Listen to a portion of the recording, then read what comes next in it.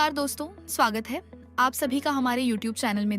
हाल ही में राजस्थान सरकार द्वारा मुख्यमंत्री युवा स्वरोजगार योजना की घोषणा की गई है।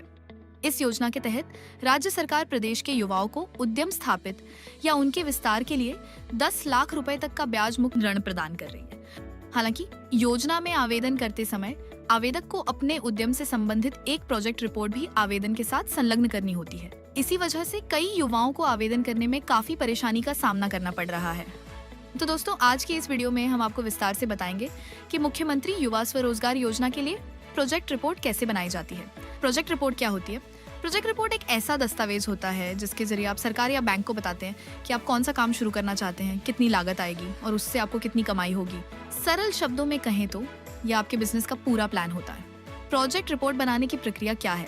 प्रोजेक्ट रिपोर्ट बनाते समय आपको अपने कुछ व्यक्तिगत और व्यावसायिक विवरण देने होते हैं, जैसे आवेदक का नाम, आवेदक का जेंडर, उद्यम स्थापित करने का स्थान, आवेदक की शैक्षणिक योग्यता, आवेदक की आयु, आवेदक की जाति, व्यापार का क्षेत्र, प्रोजेक्ट का नाम, प्रोजेक्ट की लागत। इस भाग में आपको अपने उद्यम की पूरी लागत की जानकारी देनी होती है, जैसे भूमि स्वयं की या किराए पर, उद्यम कितने क्षेत्रफल में स्थापित है या होगा, मशीनरी की लागत, कच्चे माल की लागत, फर्नीचर की लागत, बिजली, पानी, अन्य खर्च, कुल कितनी राशि की आवश्यकता है।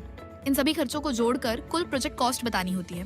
मीन्स ऑफ फाइनेंस में वित्तीय स्रोत। इस सेक्शन में आपको बताना होता है आपका स्वयं का योगदान, योजना के अंतर्गत लिया जाने वाला लोन, वर्किंग कैपिटल, प्रॉफिट और इनकम का अनुमान। इस भाग में आपको यह बताना होता है आपके उद्यम से महीने की संभावित बिक्री, खर्च निकालने के बाद अनुमानित मुनाफा। यही हिस्सा बैंक को सबसे ज्यादा प्रभावित करता है। रोजगार सृजन, एम्प्लॉयमेंट।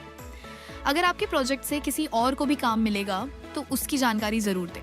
प्रोजेक्ट रिपोर्ट बनाते समय ध्यान रखने वाली बातें: दी गई जानकारी सही और सटीक हो, आंकड़े वास्तविक हो, भाषा सरल और स्पष्ट हो, रिपोर्ट ना बहुत छोटी हो और न ही अनावश्यक रूप से लंबी। प्रोजेक्ट रिपोर्ट कहाँ से बनवाएं?